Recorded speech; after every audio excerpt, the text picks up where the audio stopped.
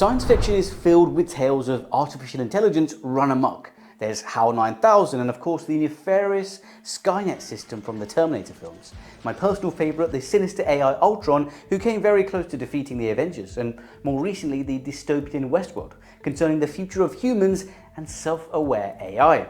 But back in the real world, artificial intelligence is literally developing in multiple directions with astonishing velocity, and AI is everywhere, from automated industrial systems, smart appliances, self-driving cars, and even goofy online AI tools. Now, the actual definition of artificial intelligence has been in the flux for decades, and if you're in no rush and plan to live forever, ask two computer scientists to debate the term, you'll be there for a lifetime. But generally speaking, contemporary AI refers to computers that display human-like cognitive functions, systems that employ machine learning to assess, adapt, and solve problems, or occasionally create them. Now, there is no doubt that AI can produce amazing things, but things can go wrong, whether you're synthetic or organic. Everyone makes mistakes. Theoretically speaking, artificial intelligence can create autonomous weapons, can cause social manipulation via social media, invasion of privacy due to cameras that can be found everywhere in the world, and facial recognition algorithms. According to physicist Stephen Hawking,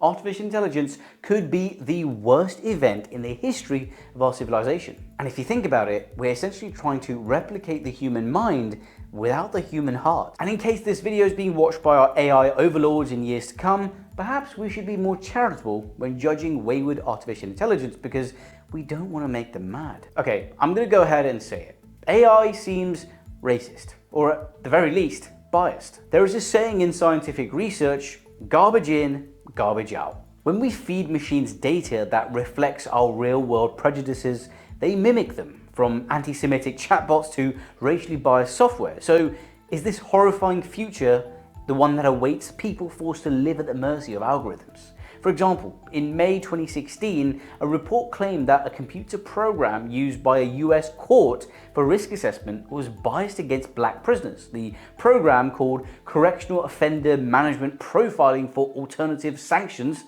COMPAS, was much more prone to mistakenly label black defendants as likely to reoffend and wrongly flagging them at almost twice the rate as white people, according to the organization ProPublica. Now, COMPAS and programs similar to it were used in hundreds of courts across the US, potentially informing the decisions of judges and other officials.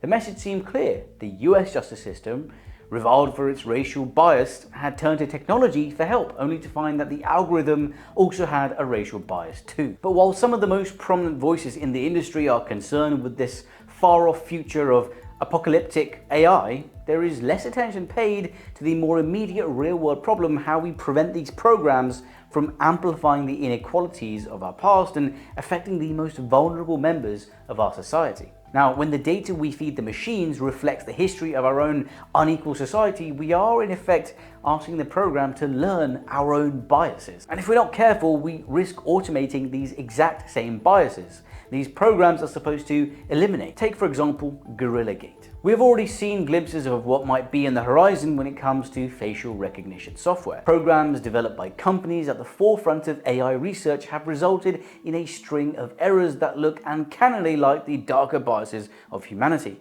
A Google image recognition program labeled the faces of several black people as gorillas. This wasn't even an isolated incident. A study of face recognition AIs discovered that systems from leading companies like IBM, Microsoft, Amazon misclassified the faces of Oprah Winfrey, Michelle Obama, and Serena Williams and classified them as men, while having no trouble at all with white males. And it's probably worth talking about Tay.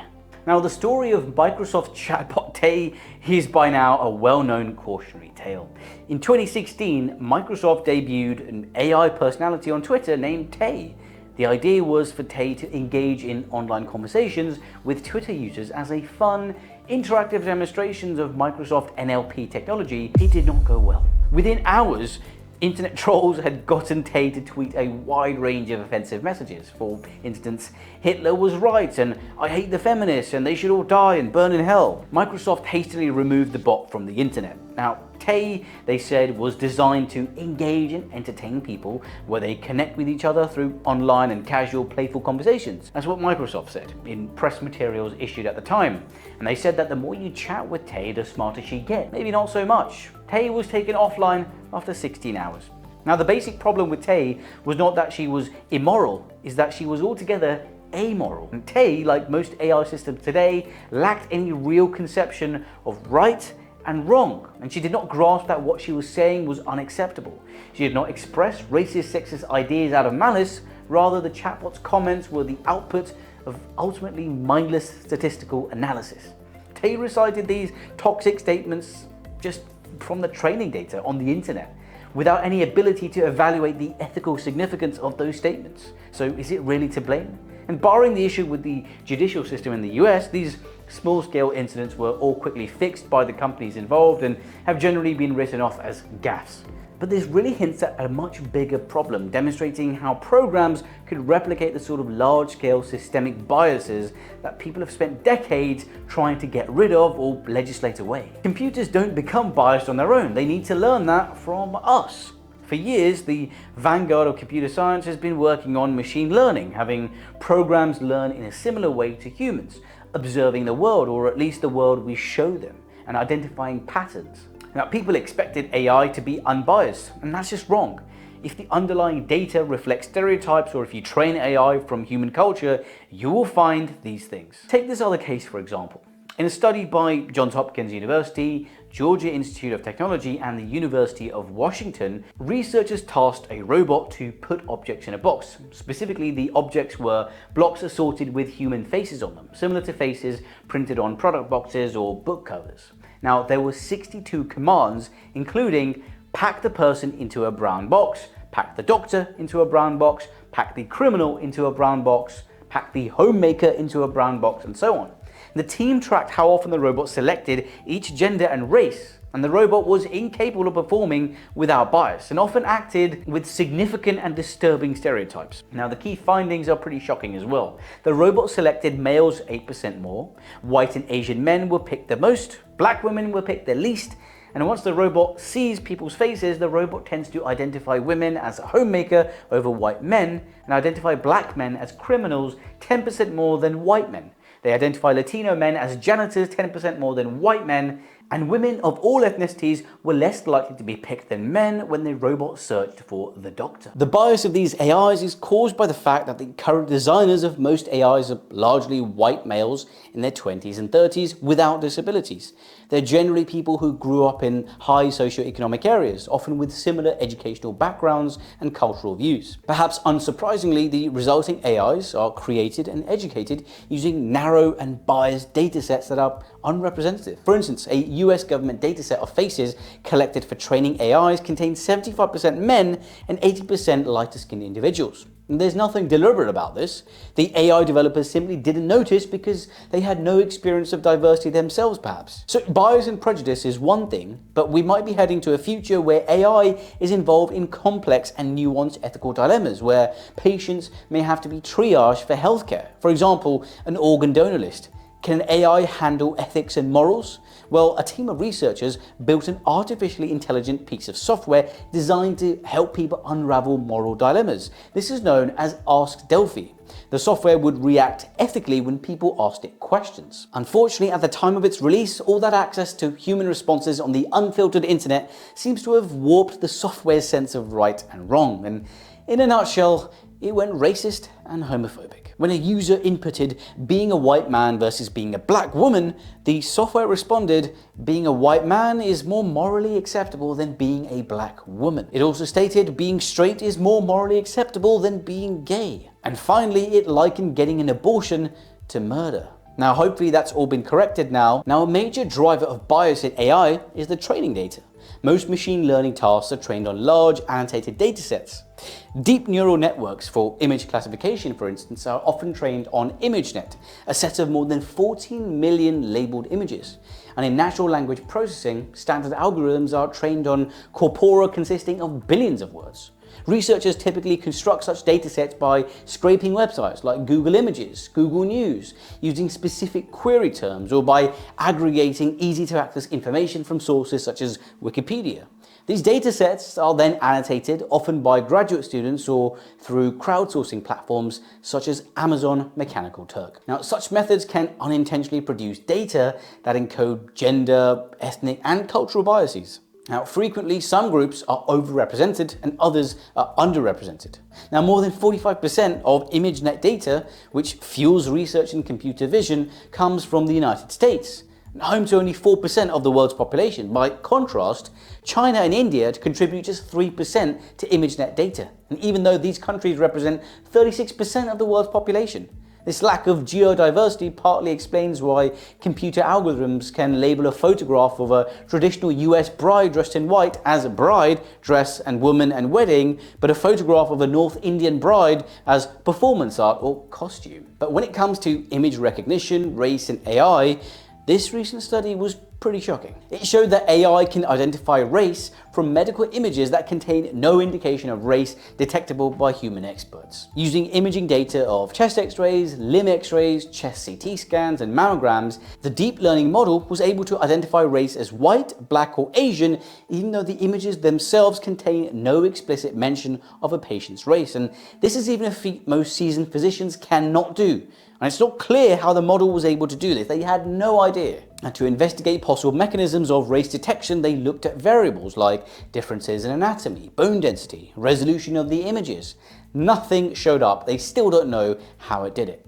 In a clinical setting, for example, algorithms can help tell us whether a patient is a candidate for chemotherapy, dictate the triage of patients, or decide if a movement to the ICU is needed. So it's possible that the algorithms are also looking at race, ethnicity, and sex, or whether a person's incarcerated or not. And even if all that information is hidden, it might still uncover it. Now, just because you have a representation of different groups in your algorithms, that doesn't guarantee it won't perpetuate or magnify existing disparities and inequities. Now, feeding the algorithms with more data and with more representation isn't just a panacea. The fact that algorithms see race, as the authors of that study convincingly document, that can also be dangerous. And just like any tool, it can be used as a force for good or for evil, and which one depends on us when we make those algorithms. Now, radiologists don't generally consider a person's racial identity, which is not even a biological category, to be visible on scans that look beneath the skin. Yet the algorithms somehow proved capable